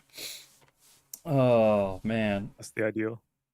Yeah, that's the idea. Yeah, if eventually get there. Okay. If what teams would you say that you guys were watching the most during Prague? Was it mostly Poikos? Poikos. Yeah. Yep, definitely Poikos. Yeah, I mean, as a ninth, like we're way more watching all of the other teams, and in particular, their Bard just had the most high quality stream for me, so I was just watching that constantly. But I think it was actually like a mix of because like Mog Talk was viewing a bunch of them, so like if someone got to a pretty interesting thing, then we could just switch over to the stream to like check it and review it. Yeah. Our team was really on top of it. I think we got into our groove definitely on day 2, where we had the people who are tracking the race and the people who are running production just constantly messaging each other back and forth. Okay, they're on this phase, they're on this phase, and we constantly just make sure the front of the race was always on screen somehow. And I'm really proud. Yeah, the production values this time, like it was a very good, like it was a stream that was like genuinely a good resource for Knights is what I would say. Really? Where if someone was to ask me and like to answer in 2 sentences of what to do as like a clipping ninth, it would be watch Frosty's stream, get all the other streams that he's looking at, and get the raw sources. Those are just the 2 things you would do. And that's because the stream this time around was like high enough quality for that. Thank you. And you're just talking about who we had on the screen, not the actual graphics on the screen, I'm assuming. Probably, I think, at least ninth group, like ninth teams, ideally should just be looking at the raw sources and like coming to their own conclusions, and then making sure the team does. So usually that's all that we really look at is just a clip, or like a timestamp, and work from there. Okay. Because I worked really hard on that production and how the graphics looked. I was looking for a compliment there, but it's okay. It was all right. Thank you. I appreciate it. I worked really hard on that. I actually have a question. Yeah. So you guys are watching some streams on Bilibili also, right? Yep. Did you have to fill out the Chinese character captchas? Because I opened a Bilibili stream and I had to fill out a caption. I was like, oh my god, I can't do this. We did that multiple times live. Yeah. You did it live? Oh. Yep. Dude. Every once in a while it would just pop up and just like, okay, well let me interact with this source, and I would go in there and I would hit all the caption stuff. And like you also had to like create a user and sign in, and you to get rid of a lot of the flying text and stuff, but sometimes it would still show there. Oh yeah. And it was difficult. This is the first time like we heavily integrated Bilibili. We also integrated with a Korean streaming service. I think it's CHHZZK or something like that. That was more difficult because they just play ads randomly, and the only way to get rid of ads is you have to subscribe to that channel. There's no overall subscription. Yeah, so it was a little bit more rough, but I think a lot of the Korean teams weren't as much ahead after the first couple of days, but it was really cool seeing them in there because this is the first race they were in. At least with on patch on their servers and everything else.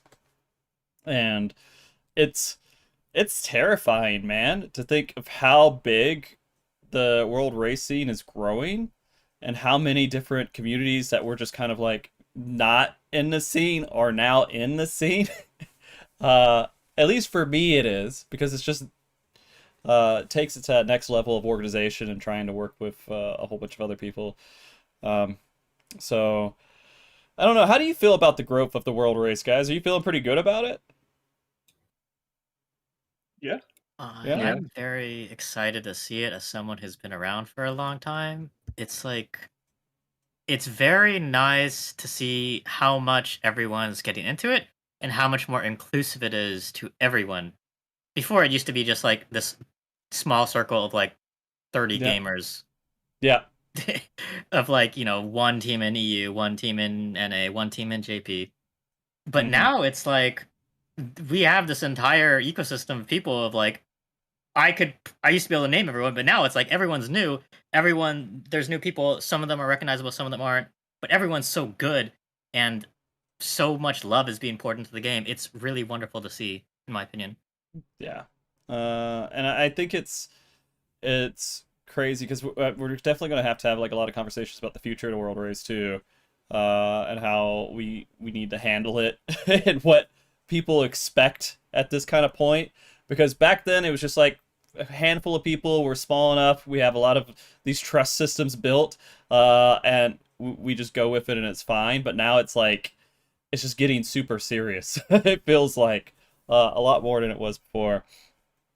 And so I don't know, like, what do you guys think about like going into Evercold and what the future state of the World Race? Do you guys have any thoughts on that? Like things that need to change, things that should stay the same, that we shouldn't change, anything like that? Very much down to alleviate any concerns about our team or anything like that. Like if it's something like, even because I remember there was a discussion about this a while back and we weren't super fussed about it at the time because we were just like, we know we don't use third-party tools, like it's not a big deal for us, and maybe they'll want the third-party tools, but it's not the way we want to play. It seems like people are trending towards wanting more like validity in that, and I don't like shade being pointed at us because like we do try really hard to not use that stuff. So I feel like if we could do something like maybe you show your task manager at the start of every stream, maybe you like unironically that you have quick launcher installed, but you go into dial mode and show that like you don't have any plugins on. Like like some I'm down for something crazy basically just to like solve this issue. There's no go ahead. Like for the race, even like when I play the game normally, I'll use XIV launcher for a few like quality of life things. But like for the race, I was entirely on the normal launcher because I didn't want any chance of people thinking we were doing things.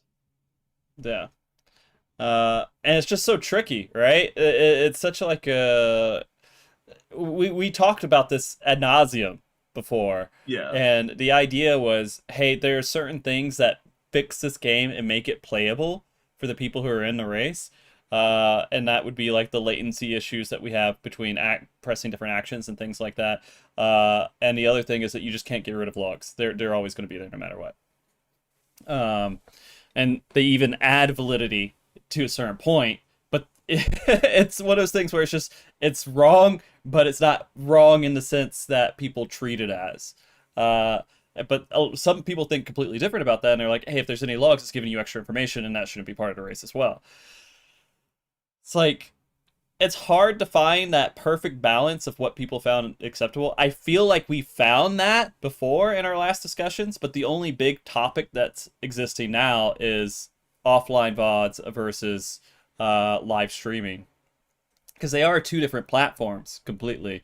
And we do treat it differently, but we still rank it, right? And I know you guys might have a biased opinion because you stream, but what do you think about the community's backlash against like offline teams at the moment? Wasn't it just the team that got first this time around because of the history with it? That's the vibe. It was them, and that added on to it. But a lot of the community doesn't think that offline clears should count at all, or like they feel like any clear that exists, if they didn't sign up for an event, it shouldn't be counted. Like that kind of stuff.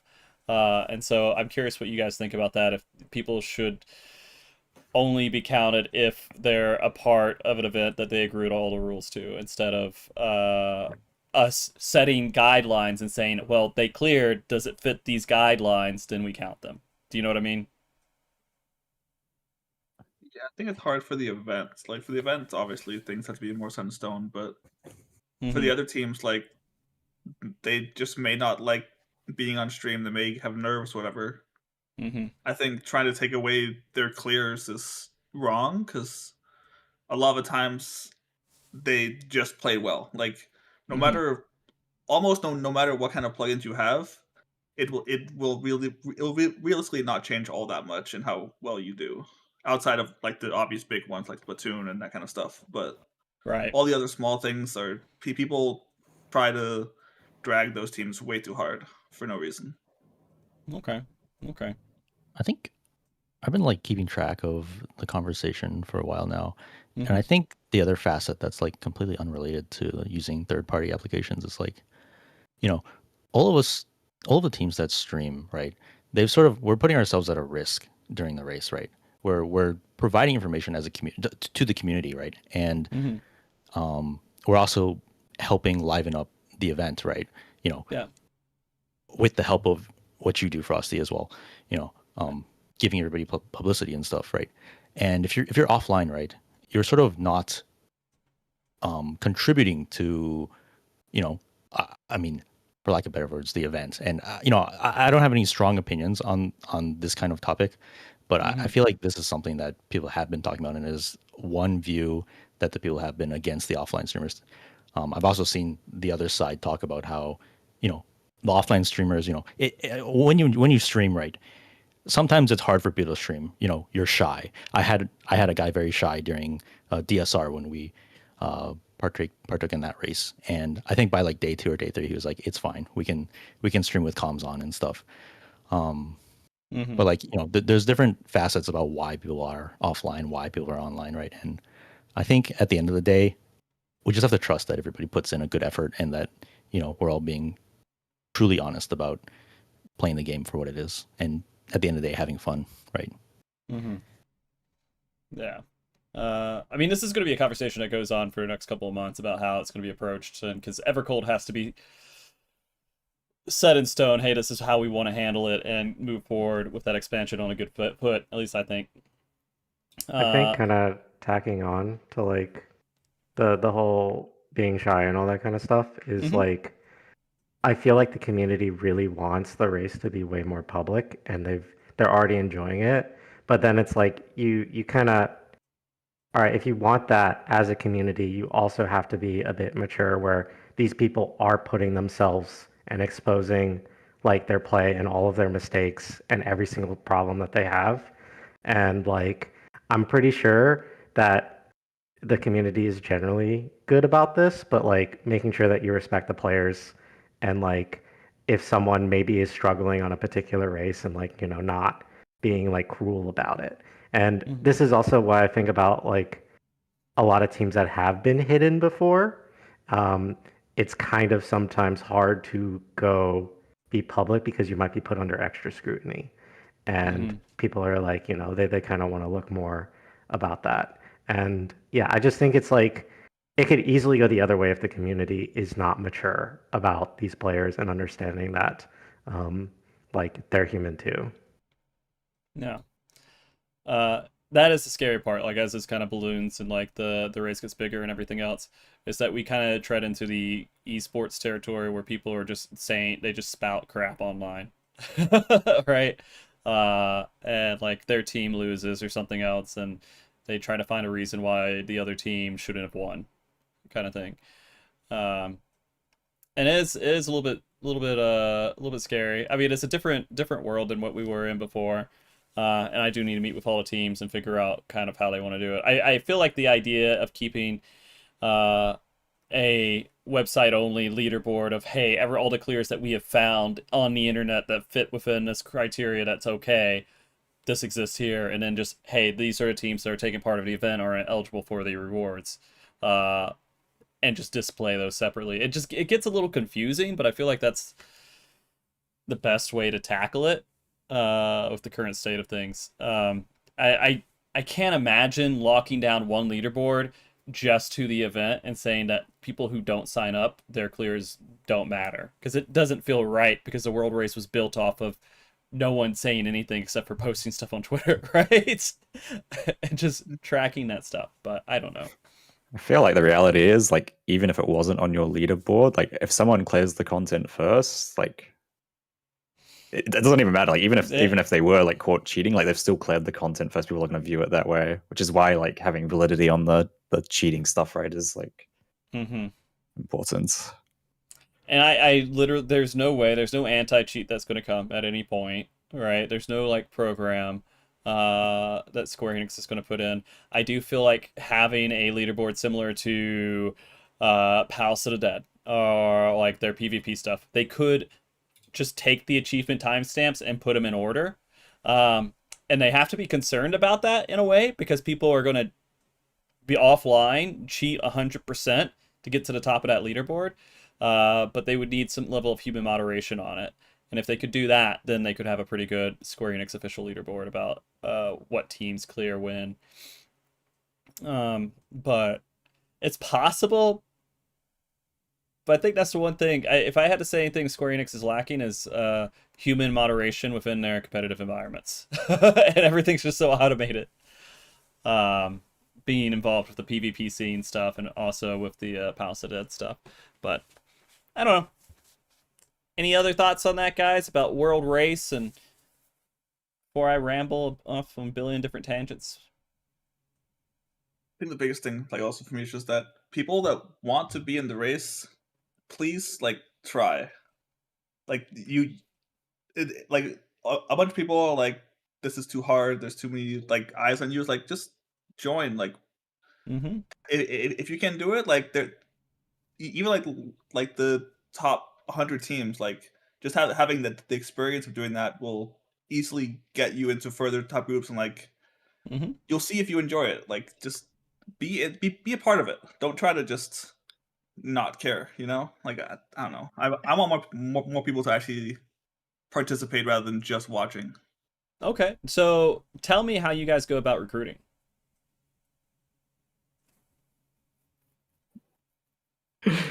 I mean, we do like a more open recruitment, I feel, than I mean, that's actually becoming more common nowadays as new teams come up. But yeah, like we recruit openly and like go through trials, like have a look at their VODs, like all that stuff, like make sure they're a good fit for us, like all the basic stuff, I think. Because I was curious, because when people are like looking into getting in the World Race, I'm wondering how they do that, right? And what's interesting to me is that I do feel like people do use the World Race Discord for that. And we do see people doing recruitment posts in there, or looking for group posts, which I didn't know if that would ever get any use out of a Discord, but I do see that pop up for races, and it seems to be working out pretty well. And so I am curious if someone does want to get into the World Race, kind of like finding out how to get a group is a big deal. Man, maybe I could build something into the website, but it's so complicated now. Sorry, I'm going to go off on another personal rant. I don't want to do that. You guys won. Congratulations. I feel bad because I feel like I just take it over with my own thoughts. I don't want to do that.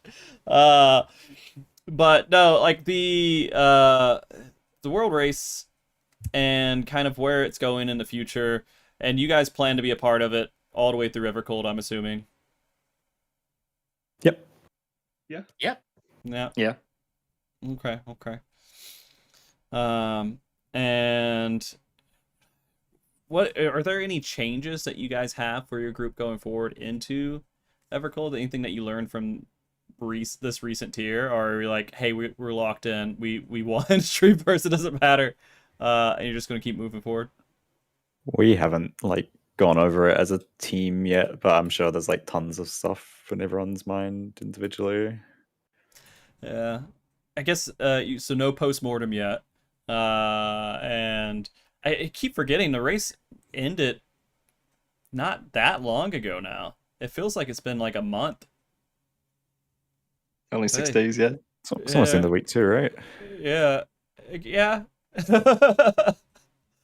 This race has messed me up, guys. It's not a number.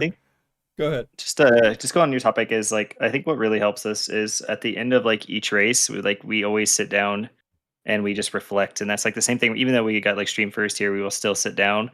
Everyone will have have had like a week or two to compile their notes and everything, and then we'll sit down for like a few-hour discussion and just sit over everything and like, hey, these were the problems. Hey, we noticed this.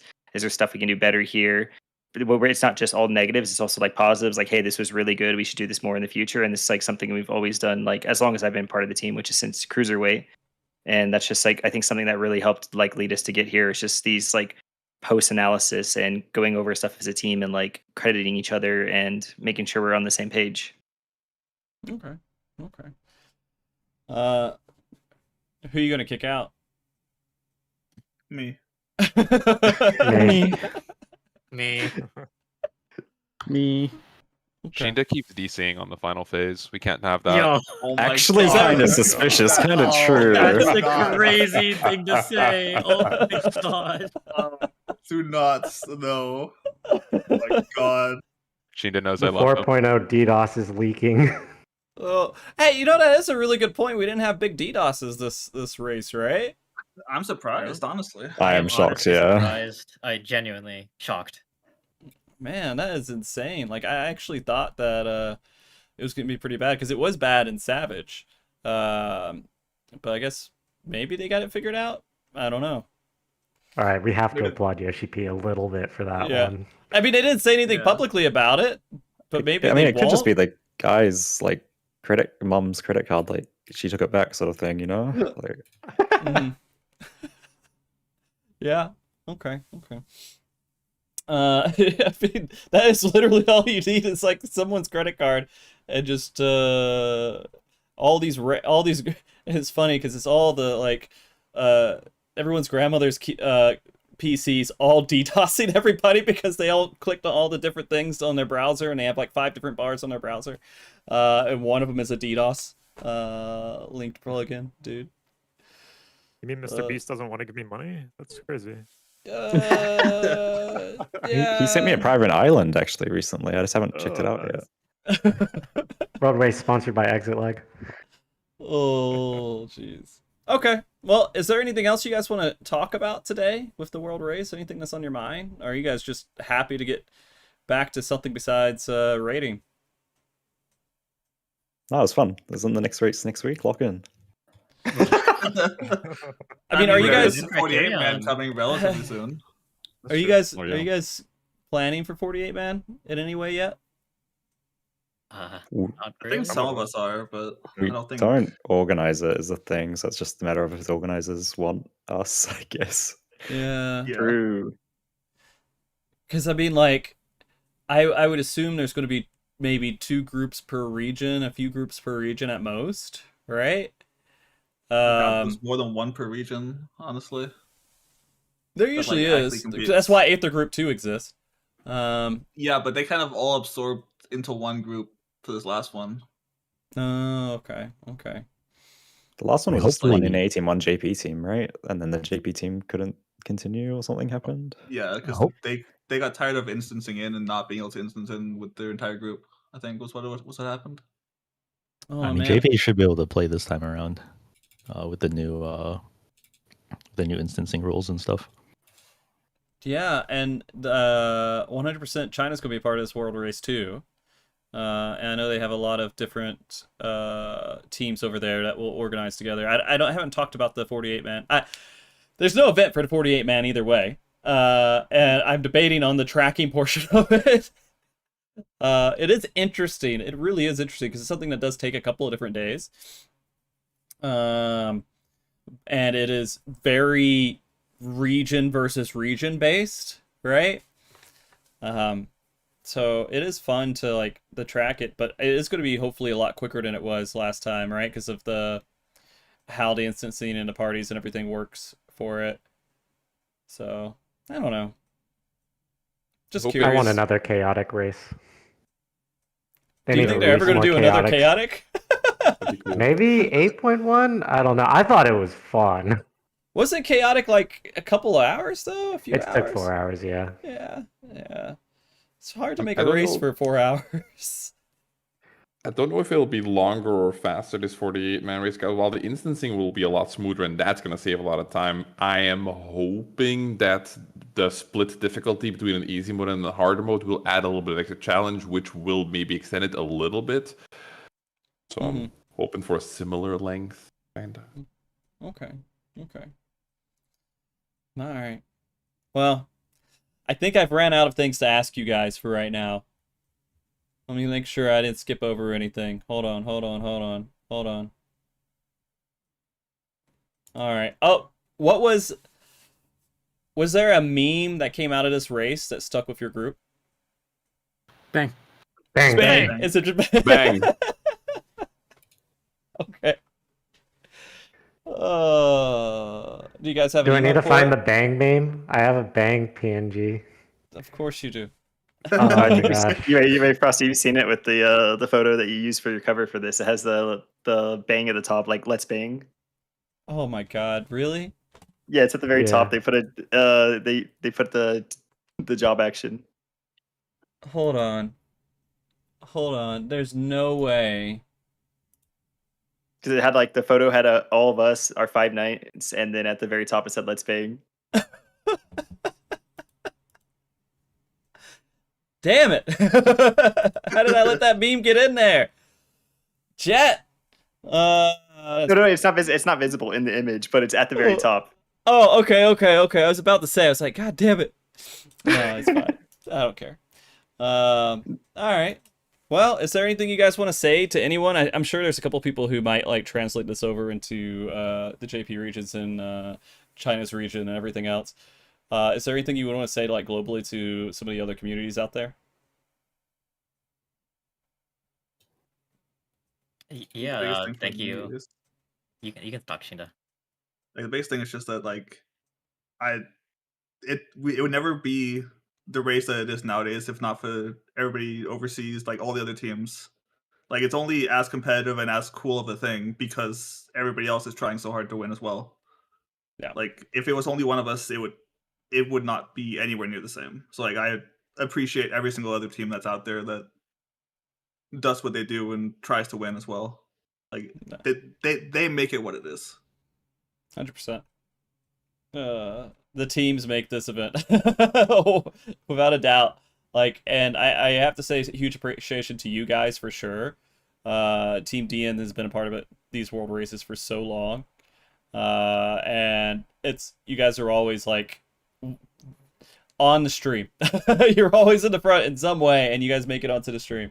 And I appreciate it because without your point of view, it makes it a lot less interesting. I mean, this race was also really cool in the fact that we did have the leaderboard up. We're doing it in percentages. We're testing that out, but we did have 5 of the 6 regions all listed out in a top 5, which I thought was really. Of course, Oceanic wasn't in there. Sorry, Art. Oh, good. They cleared like yesterday. Lock in. Okay, good. But we did have a lot of different regions there at the top, and like Korea was in the front for quite a while too, which was really cool.